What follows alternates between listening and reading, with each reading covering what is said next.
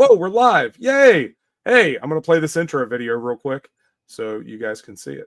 Maybe. Let's see. I got to remember.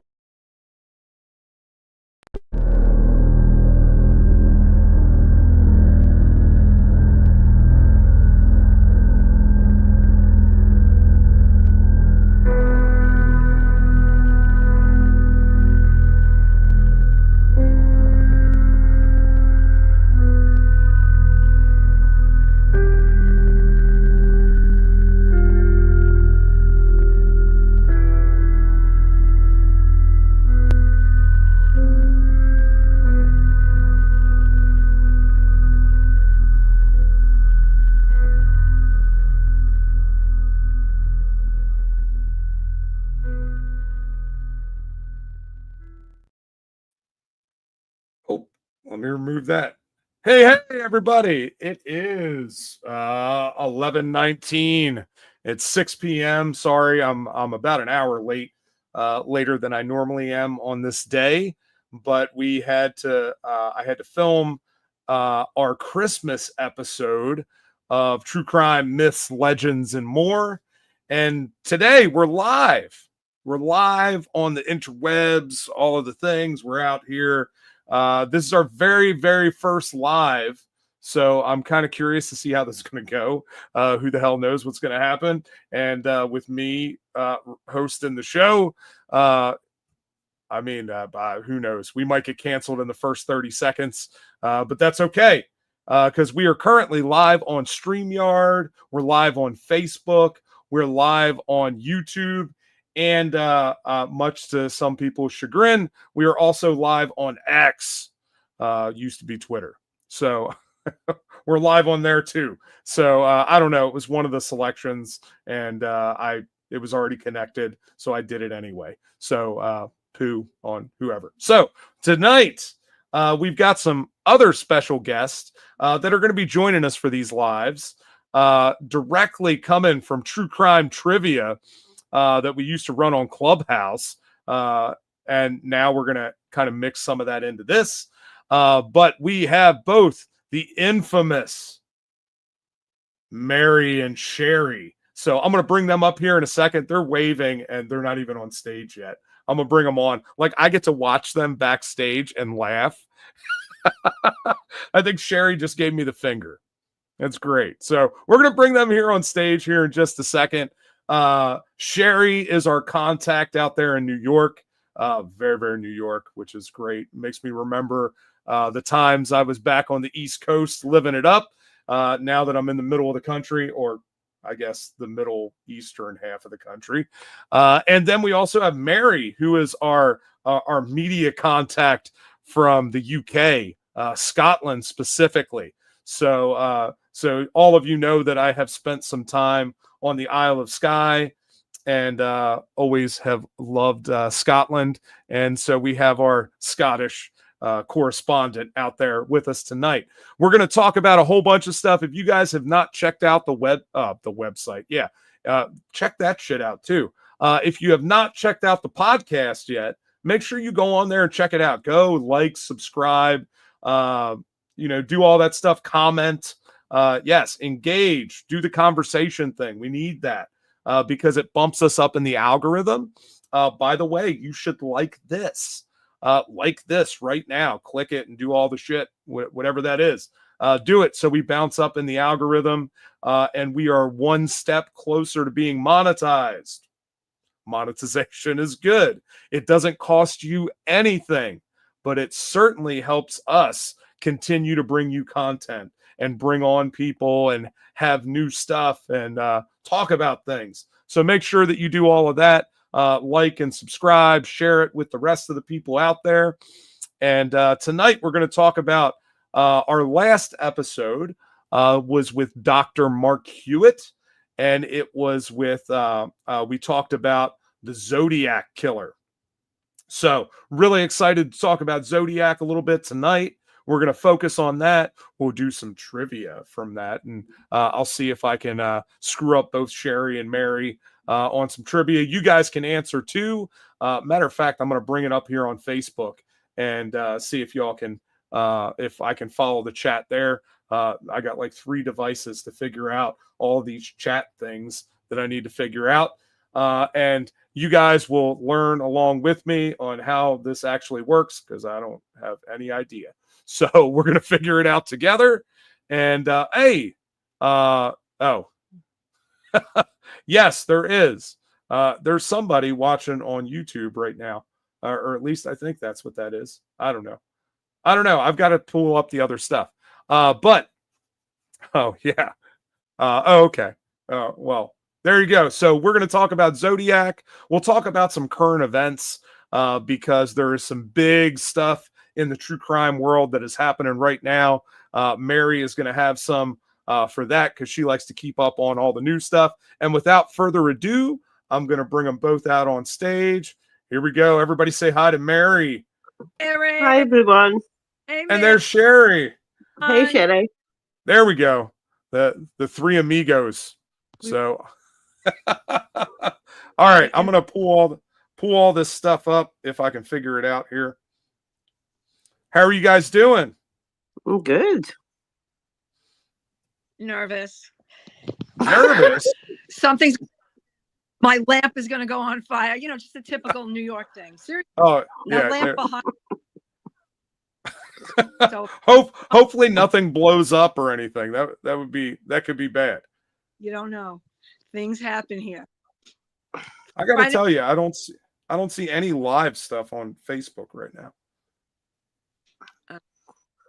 You know, it's really weird, Mary. On Facebook, YouTube, I have 2 different names, and I don't understand it. You'll see me as Shez and Iceman's mom. So if you ever see me comment on something, it's me, but I don't know different names. Is that on Pablo? No, I don't know. What happened was I changed it from Iceman's mom, that's my son, to me, and it never stopped Iceman's mom. So no, well, I'll link to your email, so that's how it works generally on YouTube. Somebody's behind me. Hold on. And there, yeah, say hi to everyone. Hold on. Can you? This is typical Sherry. I love Daisy. Her name is Nova. She's the best girl. Hello, Nova. Say hi. Stay away from I don't know. We have Nova. We have Ernie. Ernie eats plastic. Anything and everything. It's like having kids again, Mary. I literally, you have to put everything up or hide it because he finds and he rips it apart and then throws up. Yeah, well, my cat likes duct tape, sellotape, anything like that, and he eats that, and he throws it up. Oh, okay. There we are. Yeah. Okay. I found the live on here, and I'm trying to figure it out and how to find it all. Sorry, guys. I don't know what the hell I'm doing. How do I get this thing to go? Sherry, it's Jeff in technology. It's a bit like Jeff with geography.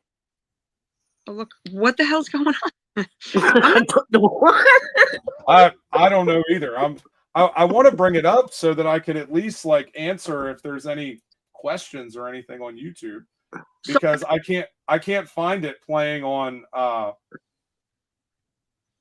Facebook. I don't see it live on there, so yeah, I don't know. Are we we're not doing Clubhouse anymore? So that is the plan, that Clubhouse is kind of dead. And I mean, we've been going for months and there's been 5 people. So I don't think it's any big loss. How long have we done Clubhouse? What's that? How long have we been on Clubhouse? 4 years? It's been over 2 for sure. It's been at least 3. That's what I don't know. Because we started on Sundays. Yeah. Remember that? Then we had 25 people. But I remember, are you sure it wasn't during COVID? It might have been. It might have started during COVID. And I don't even know. Mary, do you remember how you got, you segued into there? I went once, and then I was like, oh, this is intriguing. And I did it again. I caught the ending. I thought, oh God, this is fun. Oh, I'll Right. need to do it again. It was a lot. I mean, it still is a Yeah. lot of, Yeah. and then some of Okay. them be hard, and none of us ever know them. Yeah, Little- but we know how to we know how to handle Jeff now, so it's Of course, I would not make them easy. Like if we're gonna have questions, they got to be hard, right? Really? no, Like, we're talking about your memes, Jeff, that you do. oh, memes. Mm-hmm. What memes? Like I'm not he sure. put in a question that's so blatantly obvious that he's done it, and we didn't even recognize it until after. Sort Yeah, of Oh, that for one. sure. Mm-hmm. a test question. Yeah. Okay. Did you? All right. Did you try to get everything up from like Cammy and Danielle? Well, Yeah, I sent them all. They were all on there. So I don't know. Actually, Mm. if maybe hold on. Let's see. See what we can do here. Let's go to Clubhouse real quick. And I'll send them. See, I don't know how to like send them like a message that's not like an audio message. Let's see. Well, if you've got them as friends on Clubhouse, you can message them. yeah, you can. Oh yeah, here we go. Well, look at Oh. we what's the it's got to be like a 10-second 15-second lag on YouTube. Yeah, there's always going to be. Yeah. Maybe There's nothing you can do about that. That's why I put it on silent. So Yeah. it's running next to me, but it's on silent so that it's not giving us feedback. And I can look and see if there's any questions or anything that pops up. So that'll help, I hope. Let's see. We are live there now. you Okay. have a show? What's that? Are you going to a show this coming weekend? No, I'm actually off this weekend, which is very nice. I am going to just kind of relax, I think, this weekend. All right. I sent Cammy a message. I'm trying to think who else that needs to know. Sherry, do you see my nose? Yeah, what happened? I had to get in the middle of a fight. My cats. Oh no. You got into a fight with the cats. No, they were fighting, and Oh. my male cat was winding up my female cat, and she was not having it. And you went in the middle. So she just went, man. Oh man. there at the wrong time. It's not her fault. So he didn't listen. But Wendy may never listen to women. All right. Can't you get like catch fever from that? No. No. Yeah, I think that's an old wives' tale or something. Yeah. All right. So we should probably get started. And I sent a couple messages out to some of the people that were at trivia. We'll see if they migrate on over here to come and talk. So last week, the episode 4, we did with Dr. Mark G. Hewitt, and he is a Zodiac expert. He wrote 3 books on the Zodiac and has just released a 4th, Hunted, Profiled, Revealed, and his latest book is called Obsessed. It is the Zodiac series, and he started investigating the Zodiac pretty early on, and later on really got involved in investigating the Zodiac story, and he came to a bunch of different conclusions. And I know I asked you guys to rewatch it and watch it again. I listened to it yesterday. It's really weird listening to yourself. Yeah, really. Really weird, man. I think like what I need to start doing is, as I'm like doing the episode and I'm doing the interview, I need to start writing down stuff that I'm like, oh, that's really good that I want for later. So that when we do this recap, I don't have to go back and listen to myself and feel really weirded out that I'm listening to me talk Yeah, again. I think the word that you're looking for, Jeff, is key points. Yes, key points is good. I Another thing that I noticed going back and listening to myself is I say fantastic a lot. do you really? And I was conscious of that today. And so I made sure that I didn't say fantastic once. It was bad. It's like a distracting thing. You say good and awesome quite a lot as well. Well, good is always good. All right. So what did you guys think of the episode? My first thought was intriguing. Okay. I thought I could really just sit and listen to that guy all day. Well, That's what I thought.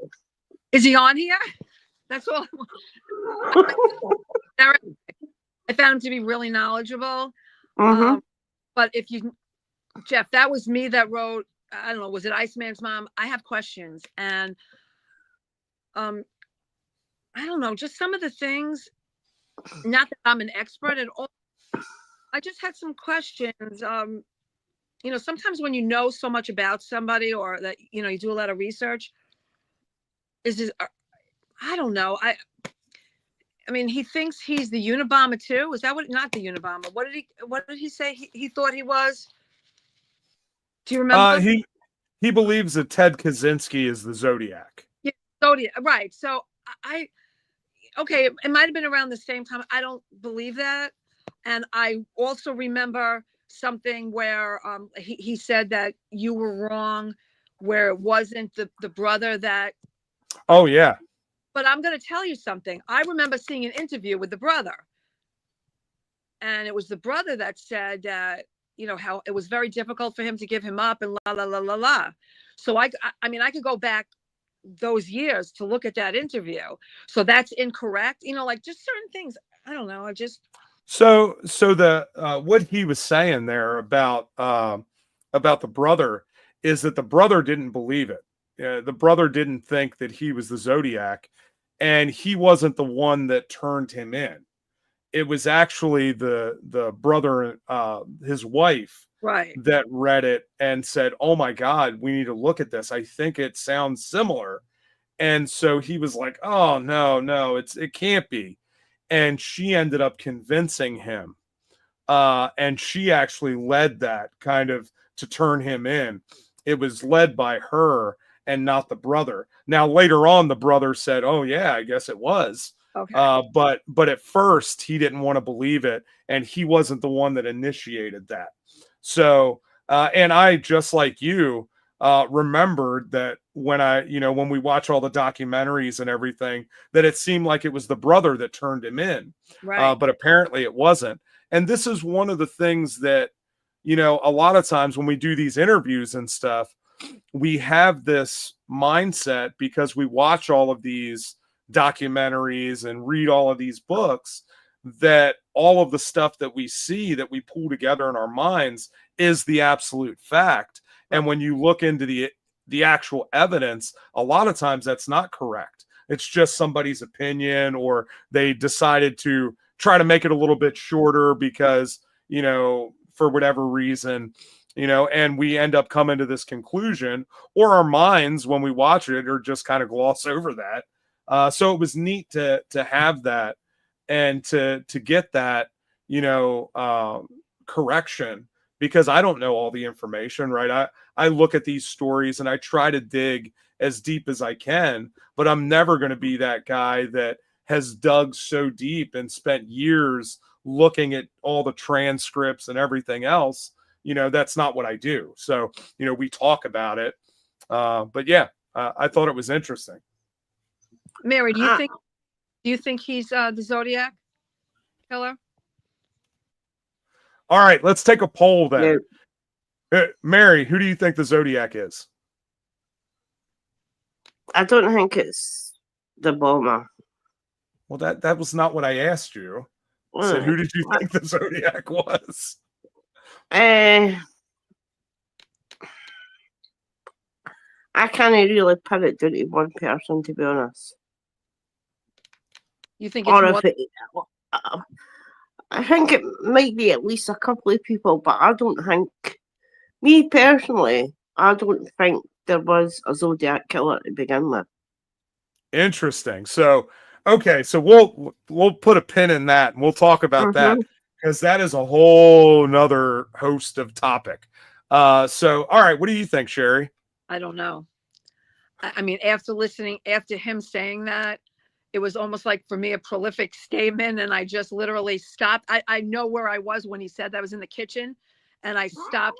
I didn't remember that from the first time, and I'm like, my mouth was open, and I said, I didn't even know what to think. So I don't know. I'm gonna have to go back and think. I don't know. I mean, who could have, if it's not him? I wouldn't even have thought that it would be him. Did you, Jeff? Did you think? So when I wrote True Crime Myths and Legends, right? I said in the interview that I didn't cover it, and that's not true. I went back and read what I wrote, and I did add Ted Kaczynski in there as one of the possible suspects. I always thought there was very little correlation between the two.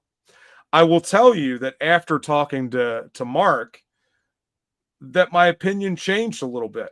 I think that there is a lot more correlation than I realized. That does not mean that I think that it was Ted Kaczynski, right? Just like, Dennis Rader was questioned in connection with being the Zodiac, and I do not believe it was Dennis. I looked at all the evidence there. I don't think it fits. I have always believed or thought that it was probably Arthur Lee Allen, who is the person that most people think it is.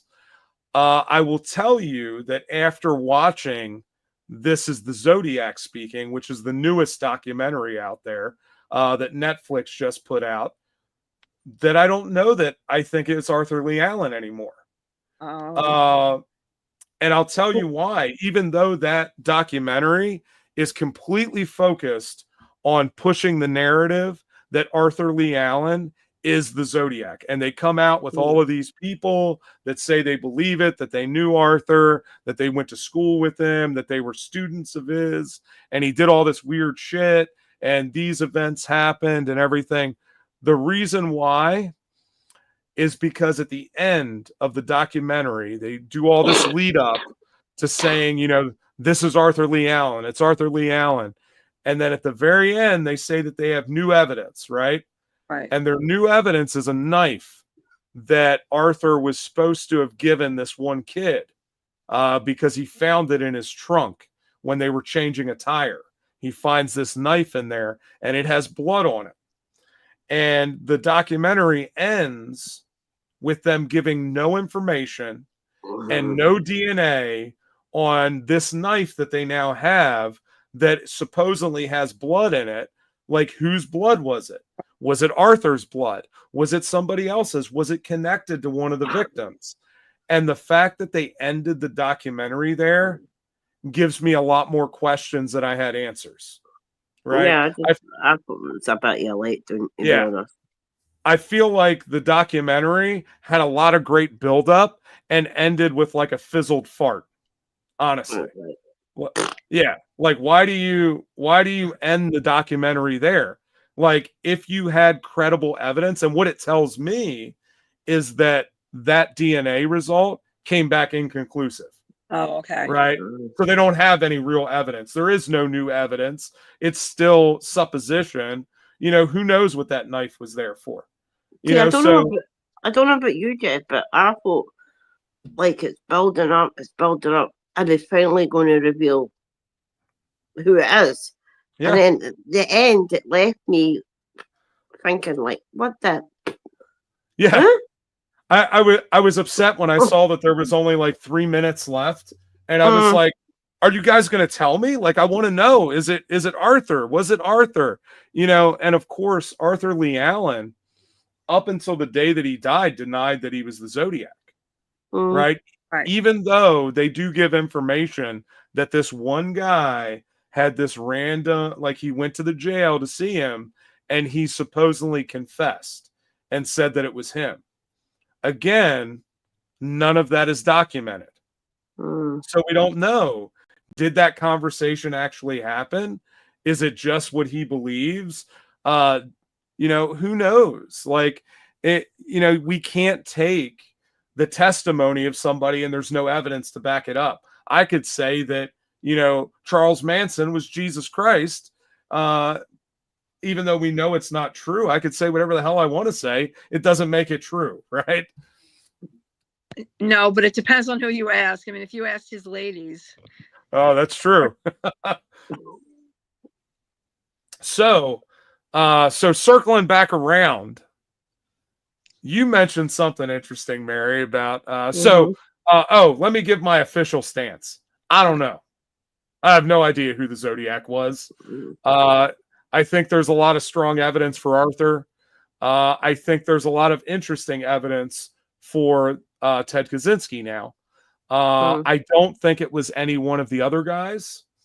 The Earl Van Best Jr., I don't think it was him. There's another guy who recently was supposed to be the Zodiac. I don't think it was him. I don't think that there's any evidence at all to go with those two. But one of the things that I wanted to mention, for those of you that have actually went and listened to the episode, probably to me, to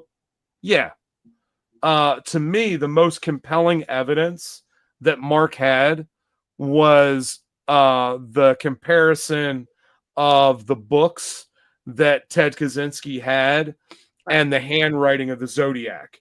And not just that, but that there were phrases that were used in the margins of those books, and they were the same phrases that were used in the Zodiac letters. Now, that to me was really compelling.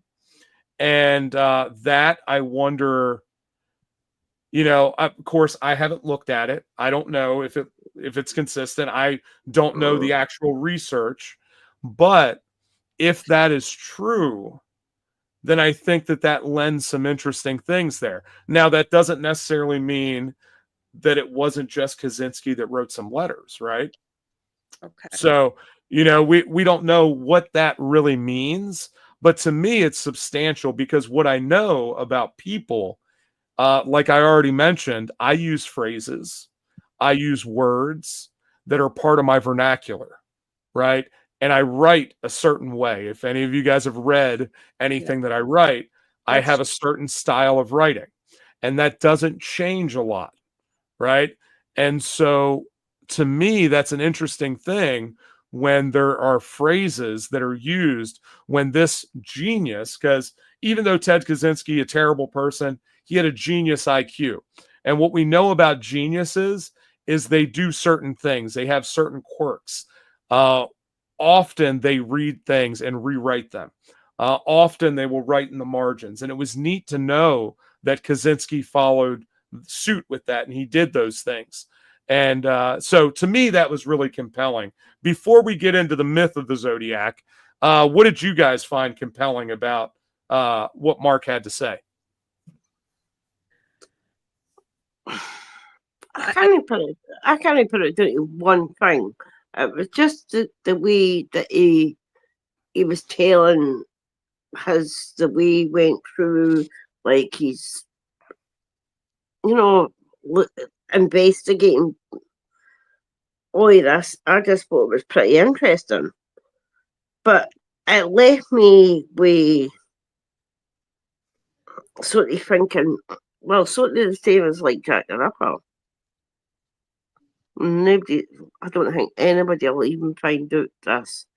And something in me makes me think, was there even a Zodiac killer to begin with? Yeah. That's what I think. I found him to be very knowledgeable. He was very fact, and almost as if he did a lot of research, and I found him to, he brought up things that made me think, where I never would have thought that before. And he intrigued me. And he has to know, how long has he been writing about him? I'm not sure when the first book came out. I know that he has been studying him Yeah, and going through that for some time. because Uh, he just when he said that he started talking to him, Mary. They were writing, I guess, to each, and then Yeah. Kaczynski or whatever his name is, Ted Kaczynski, said he realized that I guess he was researching him. So that was, he didn't want to talk to him anymore, which is bad because I don't think Mark is an evil guy, and no.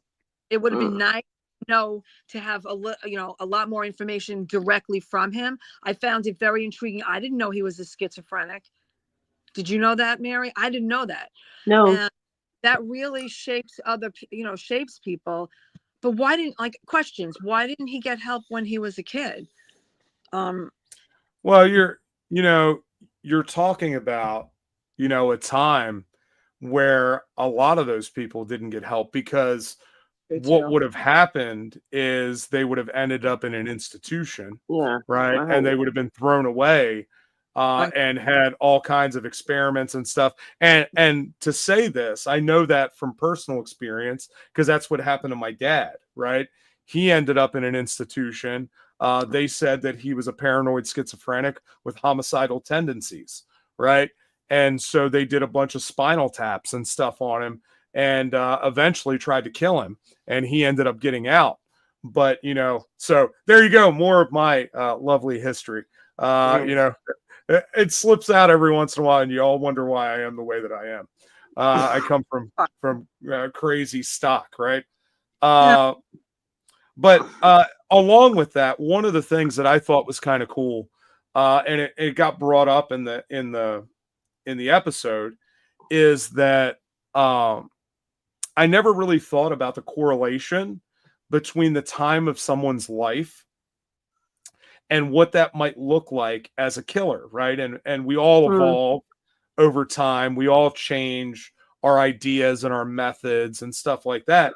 And I think that one of the things that Mark talks about with that is, when the Zodiac murders were happening, Ted Kaczynski was younger, obviously, and his focus would have been much, much different than what happened later in life as he was jaded by the government and technology and stuff. And he chose to separate himself and go live in, Montana, away from everyone else, living in this cabin, shut off from the world. But earlier, when he was still in school and when he was in college, when the murders were happening, he would have been focused on the fact that he couldn't get a girlfriend, that he didn't have real relationships with people, and that they were making fun of him and they were doing all these things. And maybe that's why the Zodiac murders were almost exclusively couples or, women that he felt some kind of retribution against because of how they were acting towards him. I've always believed that that was one of the main motivations for whoever the Zodiac is, that they were, doing that because they were jealous or they felt like they should have had something, or that person they knew them and they told them to go fuck off or whatever. And so, they decided to strike out. I've always felt like that was the case. So, it fits with the time period, who we are as people, and how our lives change, how trauma builds up in a person and changes their focus. Because we know later on, before the Unabombing stuff happened, he was basically thrown out of university. He was mocked there. And of course, he would rally against the establishment, against all the people. And eventually, that's who he sends all these mail bombs to. So it fits with, if you look at Kaczynski as when he was younger, as to who he became as an adult, and we factor in all the Unabombing stuff in there. It's, if nothing else, it's an interesting thing to think about. And I will tell you that Hunted, well, maybe I won't tell you that. Uh, I knew I should have went to Amazon first. I went to Mark's website and pulled it up, but it doesn't give you the publishing date. I think he's been writing at least 20 years, Sherry. Really, that long? I do. I will tell you for sure here in a second. Because it's like the way that he was talking, it was like he's really delved as far as he could. It's like almost like borderline obsessive. I mean, his fourth book is called Obsessed. Yeah, really. So maybe not borderline. To do research with the family, like the brother or the sister-in-law. Yeah, I think that with the way he was trying to do it, he was trying to get inside the mind of a killer.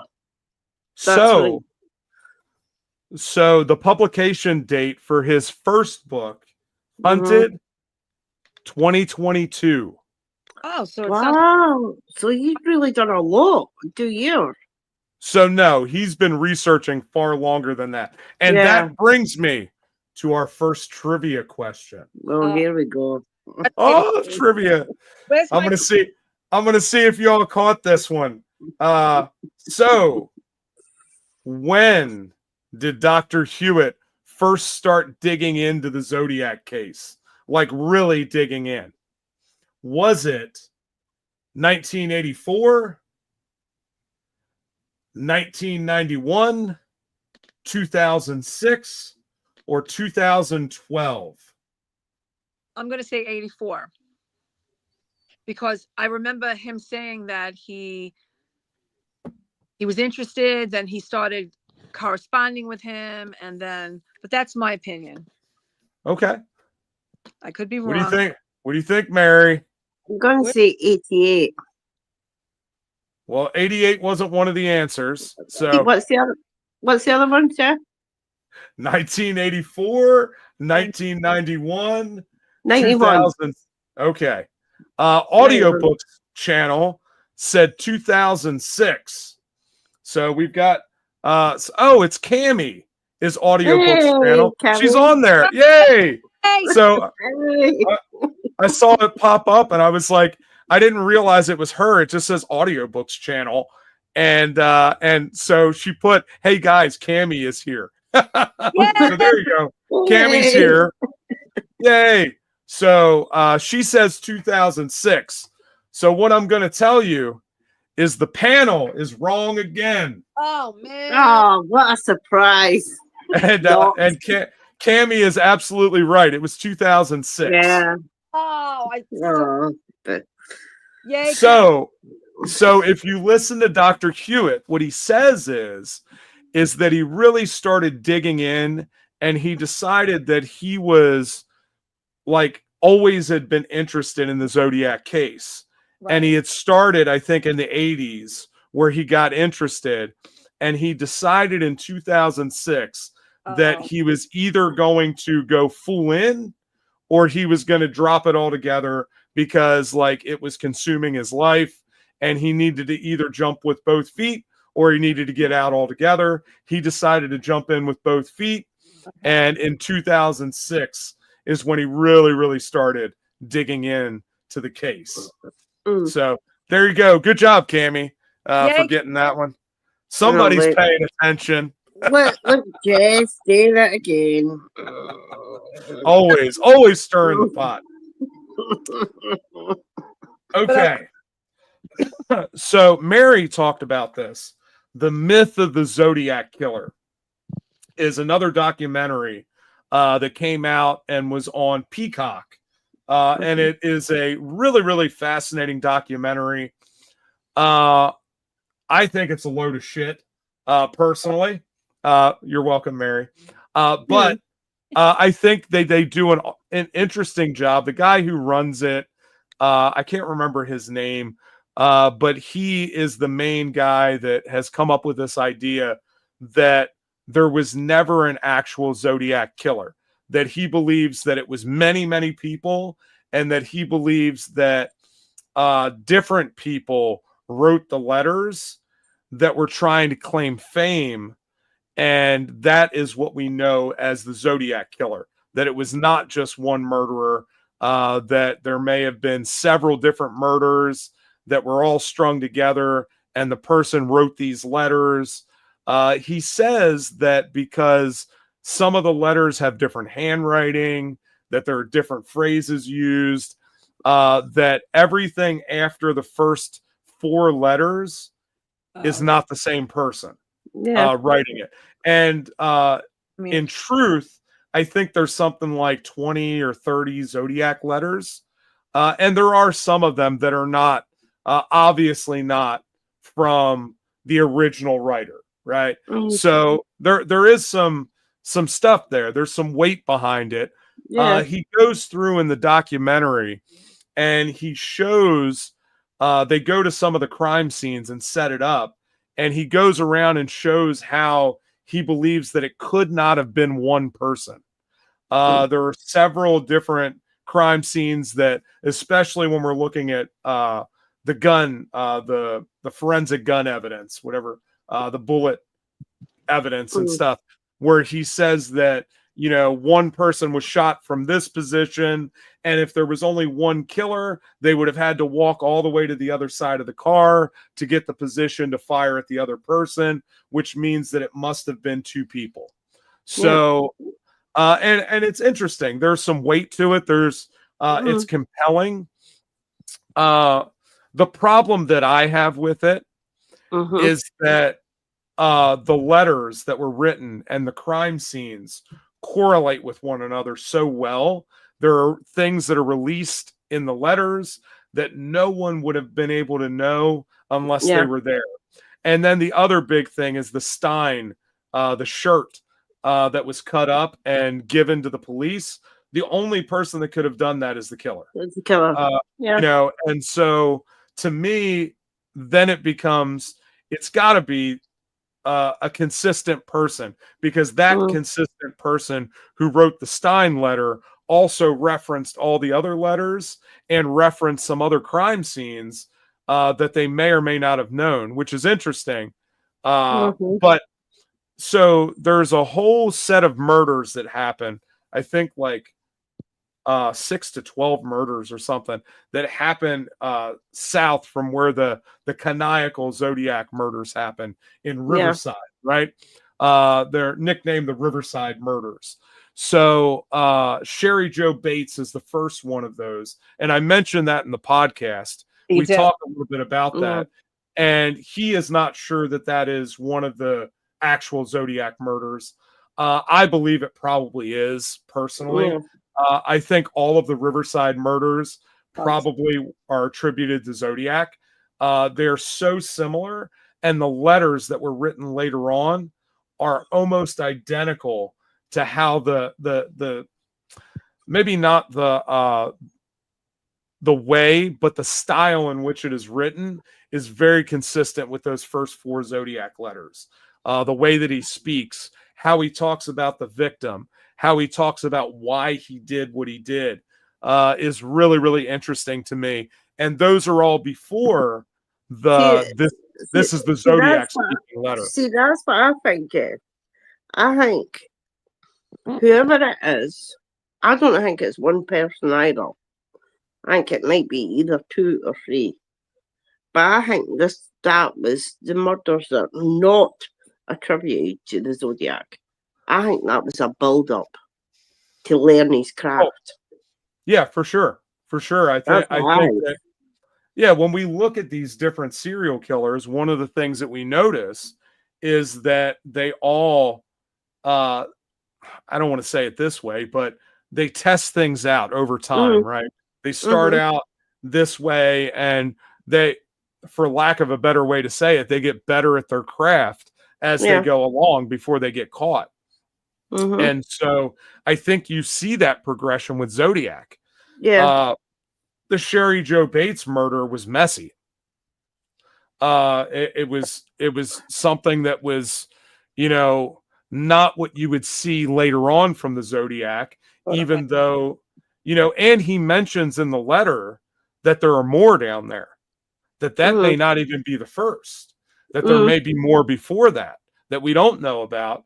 and probably some after that. And he references the murders down south.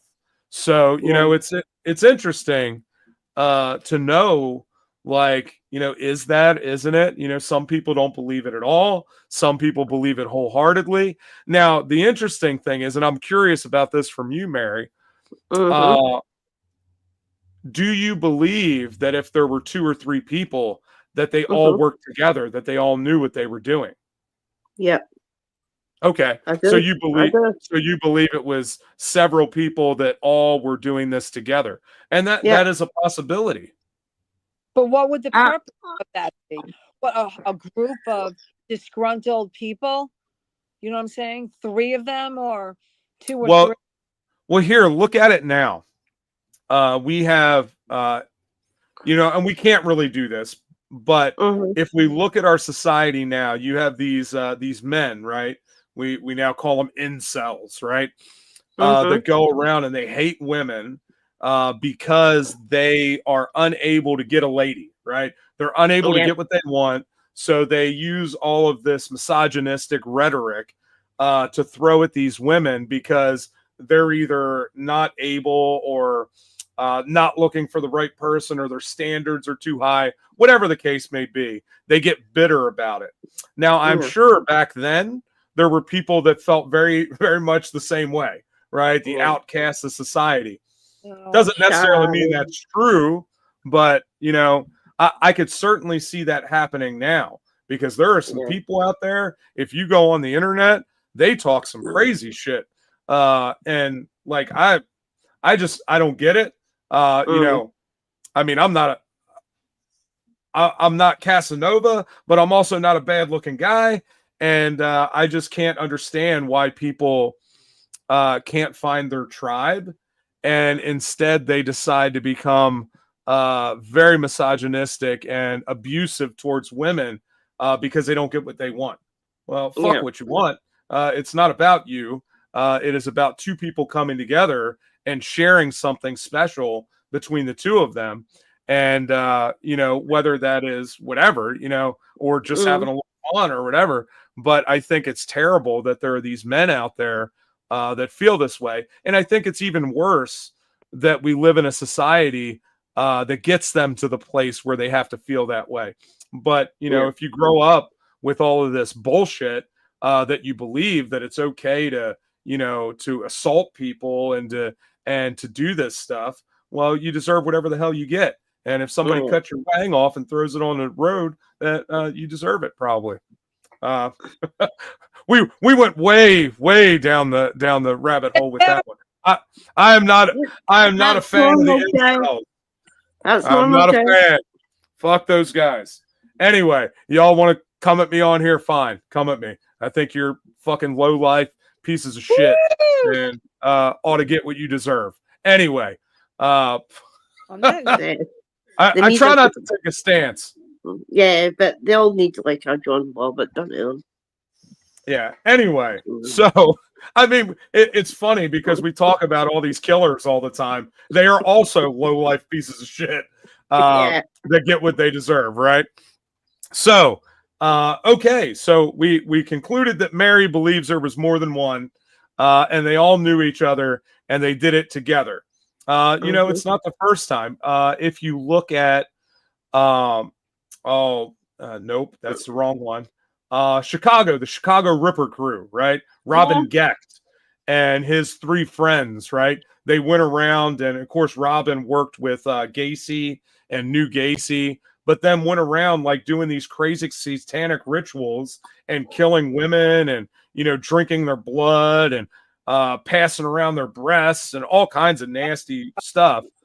And it's a group of serial killers that we don't talk about very often. But the Chicago Ripper crew was out there, and I can't remember. I think they killed like 6 women.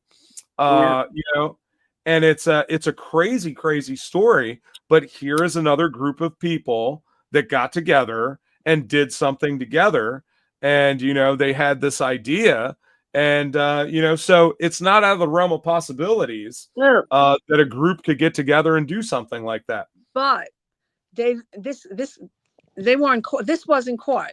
So the more people you have in the mix, the easier it is to get caught. For sure. But the other one, they become sloppy. With only one person, it's just you or whoever, the killer. Yeah, and a loner is less likely to be caught than three people. Or but I believe that one was actually doing the killing, Sherry, and the other two were there just to help. And I think it's a fair point, though, that it's always more difficult when there's more people involved, because somebody is always going to run their mouth and say something and tell people what's going on. The old adage is loose lips sink ships, right? Yeah. And whenever you have one or more people involved, something's going to be fucked up. See, I don't know. It sounds like they made a pact or something like that. See, there's a myth over here, and Zodiac is kind of on the same wavelength as like the Yorkshire Ripper, say, like Peter Sutcliffe. The police got letters. Now, he never even wrote a letter at all. He never. It was some copycat. Yeah. So it makes me think, was there really actually a Zodiac killer? Or was this a copycat as well? It could be a copycat. Well, there is always a possibility, and that's one of the things that the myth of the Zodiac really points out, is that there is the real possibility that that's the case, because there are so many letters. I mean, do you not think, like, the Zodiac, there's similarities? One, we'll probably never find out in our lifetime, is the same as Jack the Ripper. Oh, yeah, there are a lot of similarities. Yeah. We can rule out at least one person that's no Jack the Ripper, and that's H.H. Holmes. Correct. It is definitely not H.H. Holmes. And it wasn't a woman, so there too. I don't know. I like the Jane the Ripper theory. I think that one's a good one. No. You know what? And in all seriousness, when it comes to Jack the Ripper, I think that there is something to the theory that it was a midwife. Why? No. Because the woman would be able to get closer to the other women during that time of night, and to be able to do those type of things. And they would also have the medical knowledge to do what the Ripper did. I think there's something to it. I don't think that it is probably probable, but I think that you could make a good argument for it being a midwife. I believe it had something to do with the royal family. But why would another woman hurt a woman, though? No. I mean, did you see some of those ladies? Yeah, I did. I don't know. I believe it was connected to the royal family, like the royal position of the prince. Really? So yeah. Do you also believe they were werewolves? No. Because there's always that theory too, right? No, I don't believe that. Okay, I'm just checking. They seem to go hand in hand sometimes. All right, trivia question number 2. Oh God. Who was the first person to identify a Zodiac suspect? Oh, I don't. Was it Mark G. Hewitt? Was it Steve Hodel? Was it Robert Graysmith? Or was it I can't think. Paul Stein? I'm going for the D. Are we You're going with Stein? Yeah, I'm going with Stein. Okay, you're going with Stein. All right, what do you think, Sherry? So we can't make fun of her for going for the D? Is that it? Oh, you can make fun of her going for the D, for sure. All right. I was going to say him too, but all right, I'm going to go with Hewitt. All right, you're going to go with Hewitt. All right. The traditions, Sherry. We're going to keep the tradition. I know. Yeah. All right. Just- It What looks like it looks like what time is it? Oh yeah. Cammy also went with the D. Uh-oh. Yes, Connie. So Cammy went with the D as well. And, you know, this is directly from True Crime Trivia. There's a lot of references to the D Yeah. in True Crime Trivia, Oh. not made by me usually. I'm just saying. Oh, So you're such a fibber. Sure. You're a fibber. Never. You know We what? need to hook. We need to hook. We need to pull me hook. off stage. We need to hook Jeff up to All a right. detector. Mary, So they can listen to the clubhouse. oh, you can. Oh, It's yeah. all log there. Oh yeah, right. you can hear them. So the answer here is not Paul Stein. Sorry, guys. It's not Paul Stein. You might have got the D, but you got the wrong D. It's not that guy. Paul Stein was actually the guy that was killed. He was the last official Zodiac victim. Thanks. I mentioned it before. I know. I even said it. This is what I'm talking about. So it is also not as much as we love Mark. It's not Mark. He didn't, You might know who I think it is. I think it was the first guy you mentioned, Jeff. you're right. It was. It's Robert Oh Graysmith. God! See, I knew that. Because did you notice whenever you mentioned his name, I went, Well, hold on. I didn't see that. yeah. You have to explain Mary. Mary's answers are never just A or B. They're A. Well, I think they're really B, but they could be C. That's me. Yeah, Mary will pick two or Yeah. three sometimes. It's okay. We give her allowances. She likes the D. All right. So who did Graysmith identify as the Zodiac? Arthur.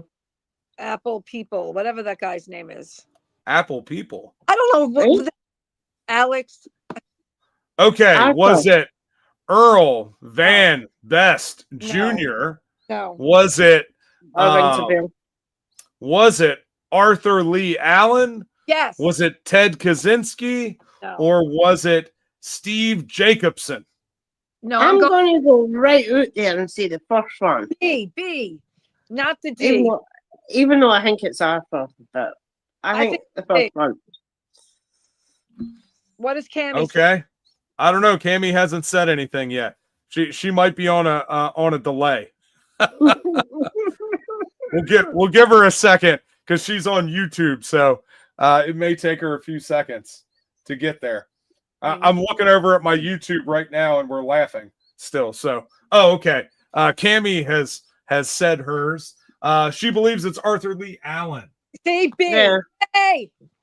The answer here It's not.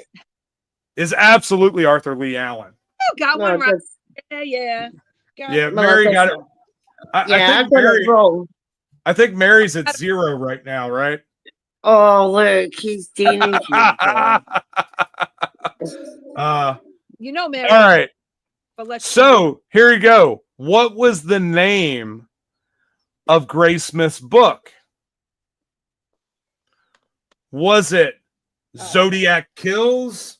This is the Zodiac speaking, Zodiac, or was it I think we've done this. I got a gun and a knife and I like to kill? This is a question we've almost had before. I think it's B, Yeah. but it could be D. Yeah, I think it's B as well. Yeah, but I think we've had this question before. Yeah, So- he's trying to do the tricking thing again. So you think I it's think this it's- is the Zodiac speaking, right? Yeah, Yeah. yeah. Okay. He's trying to do it again, Sherry. Yeah. Okay. I'm waiting for Cammy. We'll see what her answer is. And Where's my I think crown? this is one. I think this is one of Jeff's trick questions. okay, Cammy says Zodiac is the name of the book.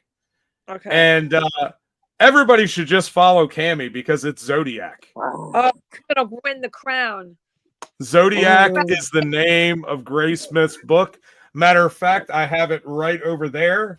No, So I had to get up and go get it. I'm not All going right. to do that right now. Maybe later. All right. So, all right. Yeah. So the interview I think was really good. Oh, here you go. Here's another question. From the interview.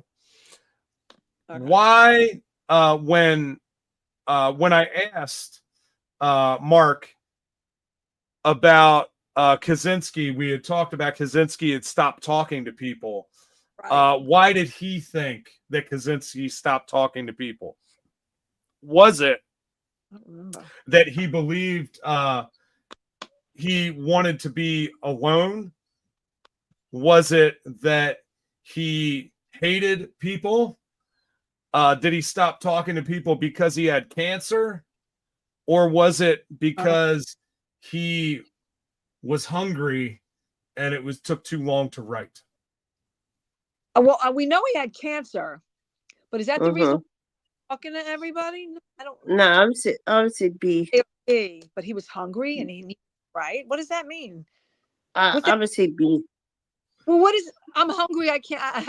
He wants to write. I don't understand. I don't think it was. He was too busy eating to write. I don't. I don't think that. What is he eating 24 hours a day? I mean, does I don't know. Right on the toilet, right? I don't know. Do you do your best writing on the toilet? Absolutely.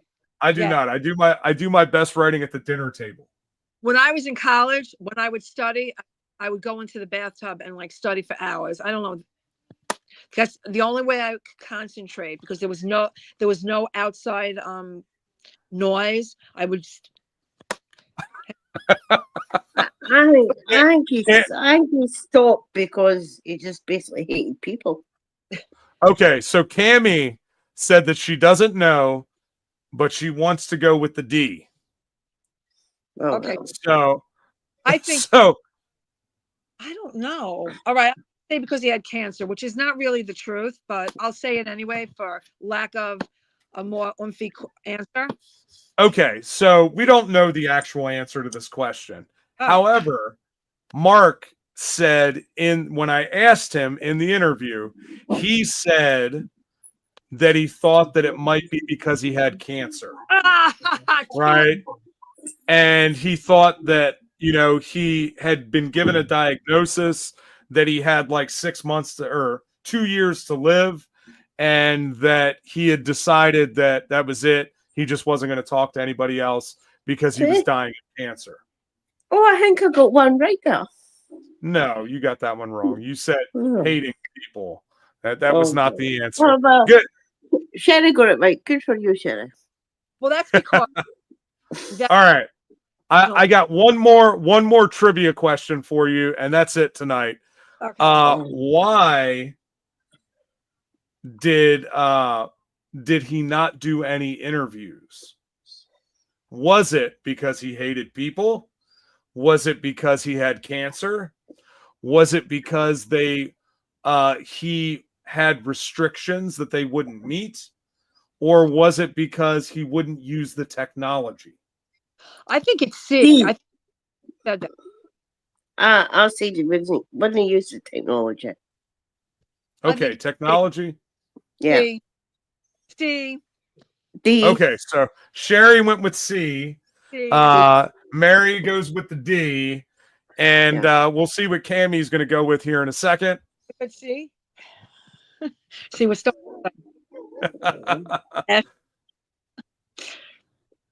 So Cammie also says C. So Sherry and Cammie go with C. Mary goes for the D. Mary, you got nothing. You got nothing. Yeah, for that. That's all right. So it is C. He had a bunch of restrictions. Part of those restrictions were that he had problems with technology and he didn't want it to be a certain way. But there were a bunch of different restrictions. He didn't want them to ask him certain things. He didn't want to get into certain topics. He wanted to be able to talk about what he wanted to talk about. And they were not to have any restrictions about what he wanted to say. and none of the media would go with that. So they never did actually get a real interview, like a one-on-one interview with Ted Kaczynski. I almost said Zodiac. Yeah. Mark's got me, man. He's got me. It's in my head now. I still need to read his books, which I would really like to. Oh, look at that. Cammie said she's still the Zodiac Queen. Oh, That's all right. Cammie, you can have that title gladly. All right. So I want to jump into another topic because it was an excellent interview. Next week, we'll be talking with Bill Dorsch about Gacy and Govera. So that'll be our next one. Yeah, that that'll be a fun one. So yeah, Bill is a good friend of mine and just an awesome guy. Great detective, homicide investigator. So make sure you check that one out. But we want to move to some like current events, right?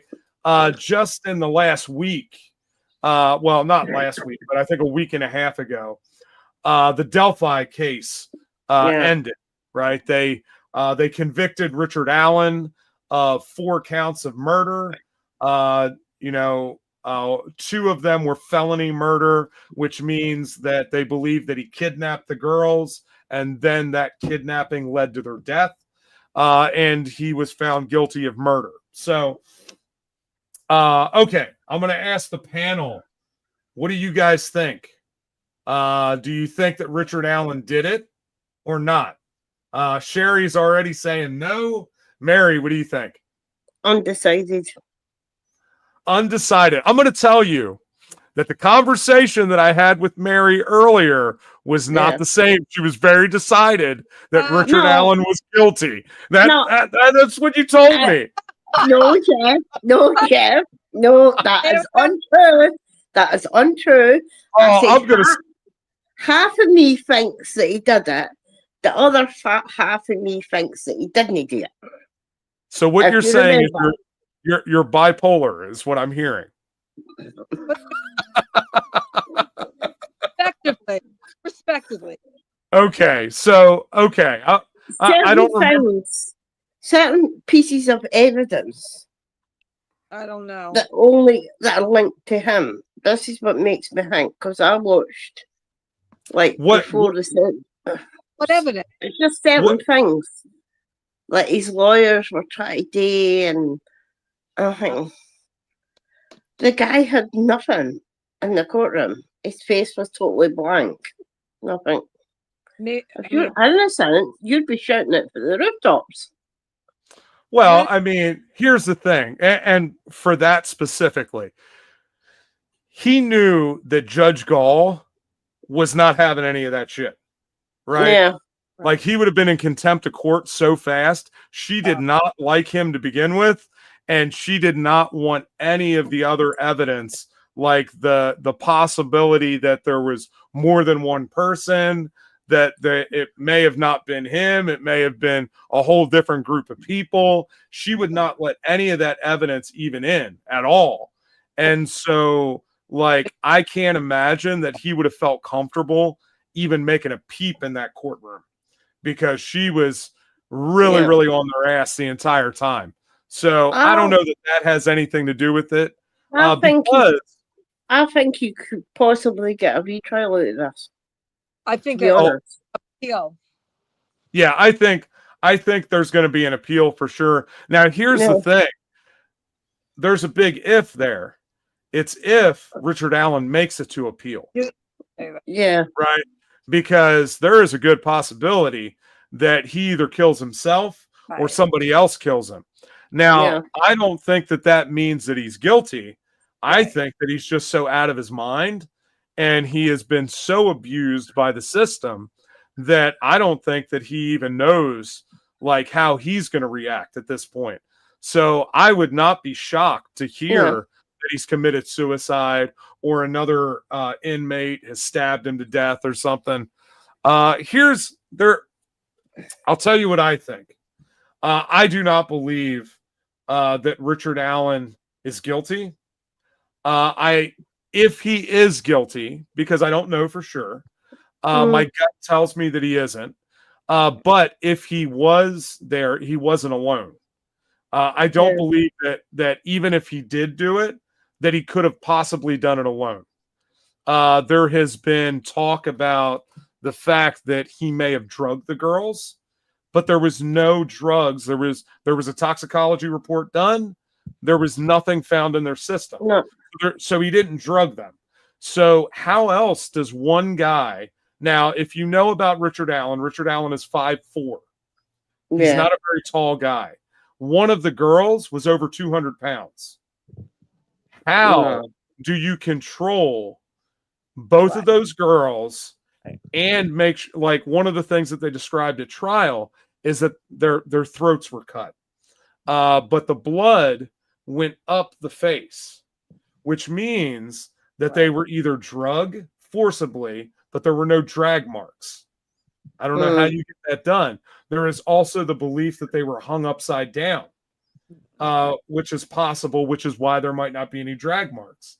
I don't see a whole lot of evidence. There wasn't ropes hanging where they could hang them upside down, but somebody would have had to throw them over their shoulder, maybe.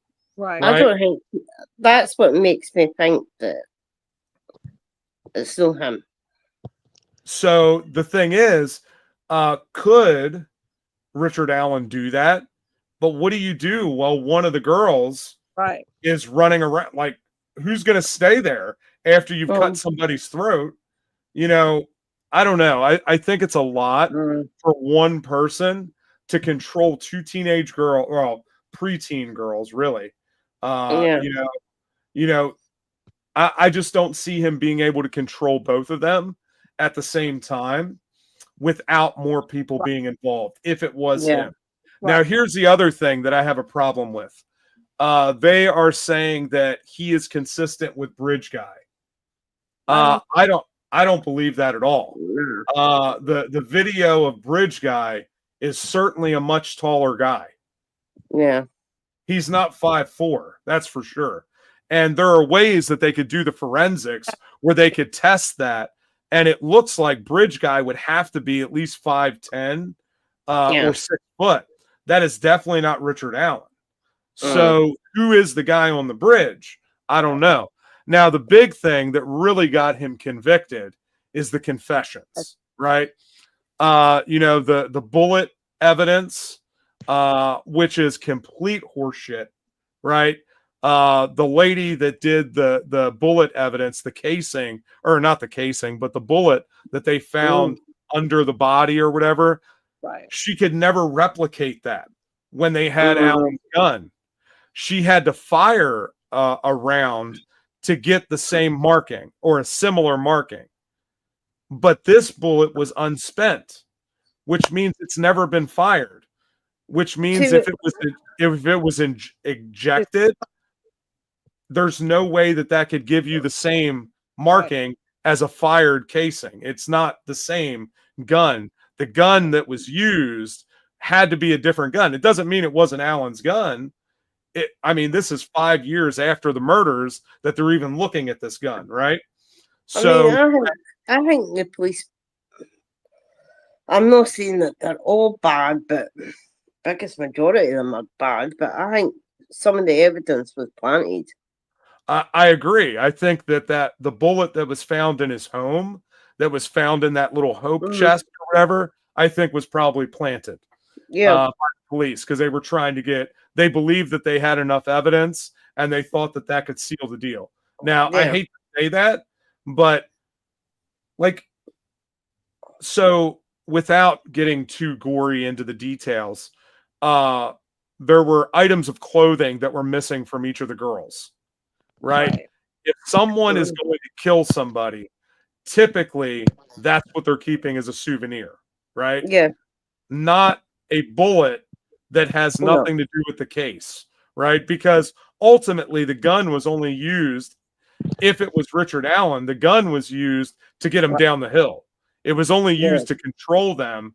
It wasn't used to kill either one of the girls. Right. So why would you keep that as a memento? No, you would keep the articles of clothing, right? And that was never found. So they didn't find that in Richard Allen's possession. So who knows where that went, or if, honestly, it may not have even been that. It may have been that the animals carried it off, right? Who knows what happened there? Just some of the evidence just doesn't add up. It just doesn't add up.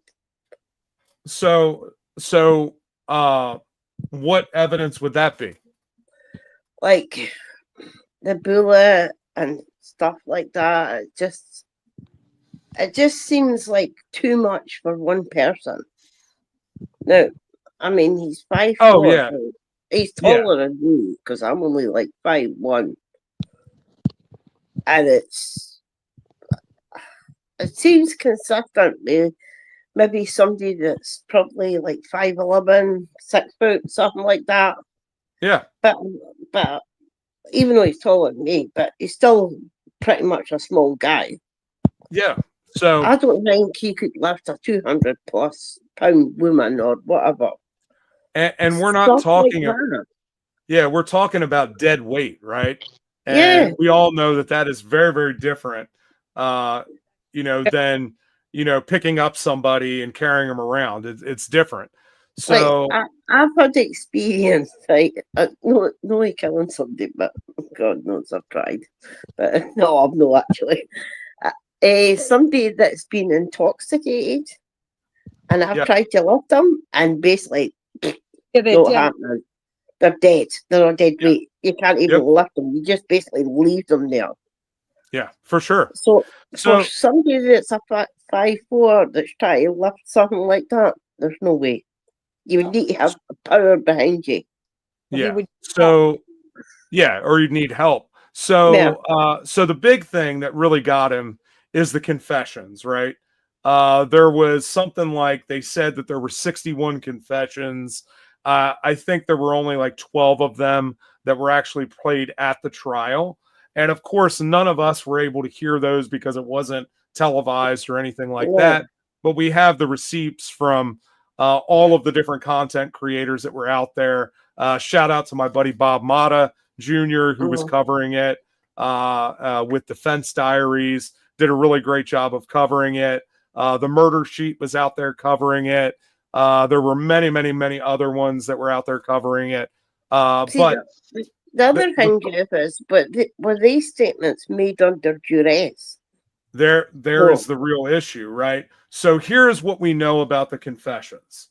We know that the confessions started after Alan got the discovery, right?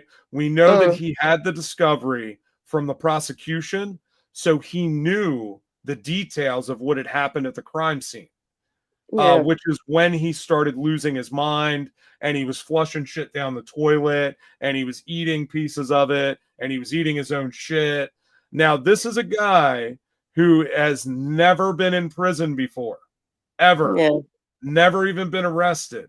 And now this guy is thrown into basically solitary confinement for, at that point, about 8 months. He had not been eating. He was losing his mind, clearly. And so now you're getting these confessions. And one of the things that I thought was really interesting is that in one of the confessions, at the very end, you can hear him say, okay. So now, is that him saying to the person that's watching him, hey, was that okay? Did I say the right thing? Right. And we know that Richard Allen had said at some point that they were threatening him, right? That the guards were threatening him. Now, were they threatening him and saying, hey, if you don't confess to this, you're never going to see your family again? Now, we don't know that for sure, but I think the confessions, all of them, you have to question. I think you really have to question the way that they came out. And it doesn't mean that they're not true. They may very well be true, but you certainly have to question the way that those confessions came out. And if you listen to the original interrogation, he proclaims up and down that he had nothing to do with it. And he's sitting there saying, you guys, like, it looks like you're looking at me. I had nothing to do with this. And if you look at what Alan really did, he's the one that went to the police. Now, if you killed somebody or you killed 2 girls, would Right. you really put yourself in the area? No, Nobody you knew at that point that he was on that bridge, right? Why would he ever go to the police and say, yeah, I was there. I saw the girls that day? That's a I mean, dumbass thing to do. it's like with these confessions, how many hours did they hold that guy? They must have tore him Oh, strips yeah. off of him. So here's the thing that I have issues with, and some of the stuff that was not presented at trial, and which is why I think it'll get overturned in an appeal. I think that there'll be a new trial if it ever gets that far. But I believe there are several other people that confessed to this crime that were barely even investigated. They were talked to once, right? And then cleared. Now, those people, Oh, that's true too. I know Yeah. several of the names, but anyway, they also posted things on their social media that were almost identical to the crime scene, which had not been released to anybody. So no one knew what that looked like. They had insider knowledge. One of the people made a comment to his girlfriend about, hey, if I spit on one of the girls, will they be able to find my DNA? And if I can explain why that happened. And here's the other big thing. One of the guys, his son was dating one of the girls. Why was that guy not investigated? Oh, yeah. Right? So, like, I have a huge problem with all of that stuff when you now have Richard Allen that doesn't fit the profile at all. This is a guy that worked at CVS for the last several years, never left his job, right? You'd think if you killed two girls and they were out looking for you, you get the fuck out of Dodge, right? Like, I'm not staying in town. So, you know, there's a lot of questions that I have. I think there is a lot of stuff that was not brought up at trial. And I think that it needs to come out so that we really, and if it is Richard Allen, make sure that he stays in jail forever. Yeah. Right? I didn't believe it was a fair trial, to be honest. Yeah. I don't believe it was. For sure. I don't think it was a fair trial. I think they pulled a lot of bullshit. And hopefully turn. Yeah. Who knows? But though. but me and Sherry are on the same wavelength with this. Have you heard the latest, Sherry? I know probably you didn't watch him, Jeffy. Jumpsuit Pablo. Apparently, Mr. Wade's wives. Oh my God. Yeah. They're apparently now he's thinking that he's got to get out in a year and a half. So you're talking about Wade Wilson? Yeah. His wives. Phone calls from the jail. He's thinking now he's going to get out in a year and a half. Yeah, that's not happening. No. You know what? Do you ever listen to YouTube Streets? You got to listen to some. One of the guys on raps. He's amazing. Got to listen to what he raps about. Wade and Jesse, and it's just great. To be honest, wow. I'm just waiting on this finally getting settled because I was all ready for it, and then her lawyer just. Please, come on. Anybody with half a brain, by the way, I guess I come from a different lifestyle, but hello, Barry Scheck. Are you an idiot? He was never a Trump lawyer, number one. Number two, you think he would take your case from the Innocent Project? Really? Because he was, at first he was Donna and Harvey's lawyer. Guilty. Then he was Charlie's lawyer. Please. And then he was Donna's lawyer. And they were all set to go. So embarrassing. But you know what? You want to laugh? What's her name? Melody Jade. She does the greatest imitation of Vivian. Oh my God. Yeah, I've seen that. So much fun. She'll be on at 8:30. Go listen to her. Maybe we should have her. She could do Vivian. Oh my God. That's hilarious. Phone calls from, oh my God. He's like. Okay, Mary. So we were going to talk about this, and this is a case that I am not super familiar with. Mhm. When the Idaho 4 case happened, Yeah. I was very, very much into Delphi, and I did Yeah. not switch back over. So I don't know a lot about the Koberger case. I intentionally stayed out of it because I was really interested in Richard Allen, which is Yeah. which is why I was like, I could only to quantify. I was at 30 plus conventions. I wrote a book. Yeah. I'm writing a second book. I started a podcast, and I'm like, there's only so many things I can follow right now. And Jeff, so, you know, he's not got enough hours in the day, to be honest. I know. And I work a 40-hour week job. It's crazy. So that lawyer, Kovac, has done nothing but delay. Okay, so you followed all of the stuff. So give us a lowdown on the whole thing. I just believe that he's guilty. He is guilty. There's no doubt about it. He's guilty. He done it. Right? He done it 100%. Oh my God! But the way he's trying to put the victim's family just basically through the ringer is terrible. It should have been dealt with by now. Okay. Wait. So what's that? No, did you see the whole big? They had a like a court on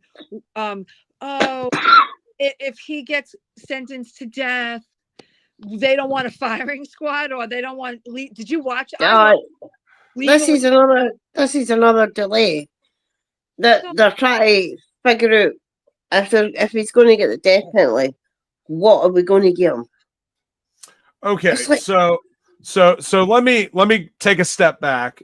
For those of you that are not following the Idaho 4 case, this was 4 college students in Idaho. Oddly enough, why it's named the Idaho 4, but were killed in their house. Right, someone had broken in and ends up going around and killing all 4 of them. And so, it's interesting. I believe, if I'm right, there were several people in the house that did not die, right? Oh, that's right. Right. And that did not hear these murders being happening. Not a sound. Not a sound. So anyway, this person, whoever it is, comes in. They kill the 4 people in there. There are several other people in the house that don't hear anything. And one of the things that they find at the crime scene is a knife sheath.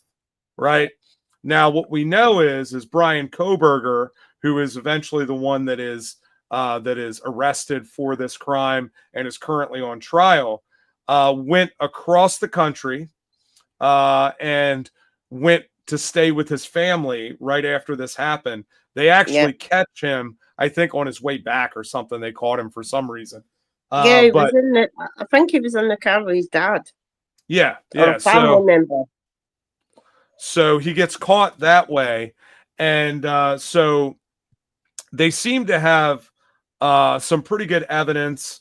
This was a guy that was involved in criminal justice. He was taking classes. Matter of fact, he was a student of one of my favorite people, Catherine Ramsland, where he was studying all of this stuff. And it's believed that he did that so that he could figure out a way to get away with it. And obviously he did a terrible job because he didn't get very far. So he didn't learn very much from his classes, apparently. But later on, we would find out that he was very, very interested in Bundy and that he has exhibited a lot of similar behaviors. It is pretty well known that he was stalking several of those girls. He had been seen at the property several times in the days leading up to the event, that his car had been seen there, and his car, I believe, was seen there the night that it happened as well. Yes. He was pretty much obsessed with Bundy, Jeff. Yeah. It was because one of Bundy's teachers, if I believe I'm right, because if I'm not right, EJ will kill me, was Catherine she will actually, was actually Catherine Ransland. So I know Catherine was really involved in the BTK case. Yeah, One of she's the done a books lot that of she wrote. profiling. Yeah. And yeah, I don't know how much she had to do with Bundy, but she was obviously profiling during that time. Yeah, And she has written, I've got myself personally have at least 6 of her books, and she's I know written she done. probably 40. I know she done a profile on Bundy. I do know that she done a Mhm. profile on Bundy, but Koberger was simply obsessed with Bundy. So again, I don't know. I've heard all kinds of wild shit about this case. I have heard that people believe it was the cartel and it was drug related. I don't know. I don't see any evidence No, of that. There were people that were left alive in the house. I think it it was was the him. cartel. They would have killed everybody. It was But him. you know, That's right. so yeah. It was him. Okay, so That's a definite. little brevity here. Do you remember? All I keep thinking about, I don't know why I'm equating Bundy with. Remember that what did we do? That fundraiser. Yes, yes. Remember that? I was the only one probably that paid. Remember that fundraiser, Jeff? We did. All I keep thinking of is all we did were Bundy questions. I can't. Do you remember that? oh yeah. I'm sorry. I had to bring that up. Oh, Bundy. At least I was there, though. Yeah, we were all. We never got out front. That was funny because like half of the questions had nothing to do with anything. And I was Yeah. like, what in the hell are we was talking about? like- Like, I thought it was supposed to be all crime, and we had like one little section. I think we had 2 questions, and we did terrible in that. That was we were but at we done really well in the last one. Oh, didn't we win something? We never got it. Yeah, we never Oh, got maybe the so. prize. We were actually third, but we never actually got the prize. The good house went. So we were when we did that trivia, I was in Gatlinburg because I was at Yeah. Alcatraz East walking around. I remember Yeah. you were excited. Oh my God, it was bad. All right. That was so funny. But I think I got a few right in the last round because there were music questions. Oh yeah. I remember. Yeah. That guy was, I don't know, were we on, he kept putting us on track. Do you remember that? I don't. Yeah, well, Yeah. my opinion, but it wasn't very organized. Like, No. I kept saying like, man, I run trivia every week and I could have done a lot better job than this. Like, I don't know what the hell that was, but Sorry, I didn't mean to interrupt. no, you're good. All right. Well, I think I'm pretty much at the end of what I had to say. I know it's getting super late there for Mary. It's after midnight there, isn't it? yeah. Yeah. It's nearly 25-1, Jeff. Oh, Yeah. So we're keeping her up awful late on this thing. So we're gonna sign off here. I don't mind. But I want to tell you guys that next week we have our episode with William Dorsch, who is a former homicide investigator in Chicago. He knew John Wayne Gacy, had dinner at his house, and he was also the whistleblower on Ronaldo Guevara, who was another detective there, and currently has, I don't know, something like 45 cases that have been overturned, convictions that have been overturned, where he has done all kinds of horrible stuff to put these people in prison unfairly and unjustly, and has never been convicted of anything. Guevara is still out there. He has never been brought up on any charges. And our good buddy Bill Dorsch is still out there trying to fight the good fight and get this guy the retribution that he deserves. So that'll be a good episode. Yeah, that'll be next week. We'll have that. And then the following week, we'll be back here live to talk about what happened during the Guevara and the Dorsch episode, and we'll be. What's that? And ready to beat Mary. That's it. And we will for sure be here at 5 o'clock and not 6 o'clock, because I won't schedule anything earlier. And where will we be? Will we be here or Clubhouse or? No, we'll be here. Yeah. We'll be here. So We'll what are we going to do next week? Nothing. It's the podcast next week. What's that? All right. I have given myself a week break. All right. So it's that's what I've done. So it's every 2 weeks. Yeah, I get that now. Yes. Yeah, that's all right. So we'll be back every 2 weeks. That'll give you guys time to actually go and watch the podcast and then write down some questions. I always watch it as soon as it comes out, and then I'll share it on. I don't care if it's called eggs. I'll call it 12. I'm gonna dress up like a big fat clown. All right. I thought you were going to say you were going to dress up as Pikachu. No. A big fat. All right, guys. Well, thank you. Thank you for joining us. All of you out there, thank you for checking it out. Make sure you come back, check out the podcast, go like and subscribe and share. Make sure you get on here and comment and engage with us. Thanks, Cammie, for coming on over here and hanging out with us. Bye, Cammie. And you guys get to see us now instead of just hearing our voices. All right, guys. See y'all later. Bye. Bye. Bye.